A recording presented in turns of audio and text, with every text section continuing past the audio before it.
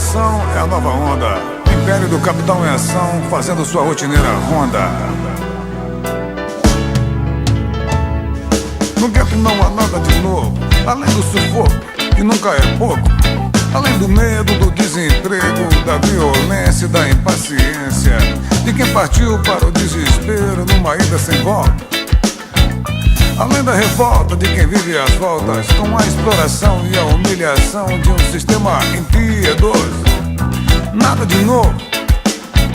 Além da pobreza e da tristeza de quem se sente traído e esquecido ao ver os filhos subnutridos sem educação, crescendo ao lado de esgotos, banidos a contragosto pela sociedade, declarados bandidos sem identidade que serão reprimidos em sumária execução, sem nenhuma apelação.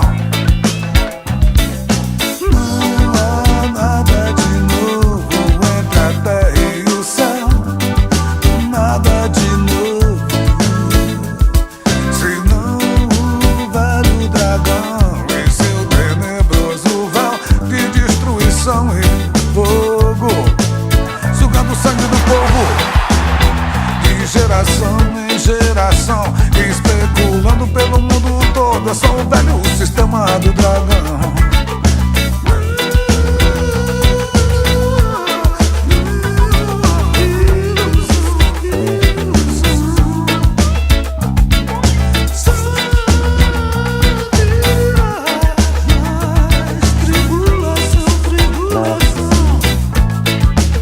Os dirigentes do sistema impõem seu lema: livre mercado, mundo educado para consumir e existir sem questionar.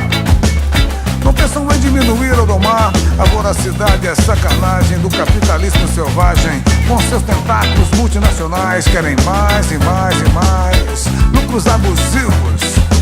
Grandes executivos são seus abastados serviçais. Não se importam com a fome, com os direitos do homem.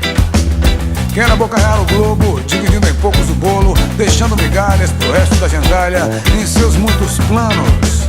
Não veem seres humanos e os seus valores. São milhões e milhões de consumidores. São tão otimistas em suas estatísticas e previsões. Falam em crescimento e desenvolvimento por muitas e muitas gerações. Não há nada de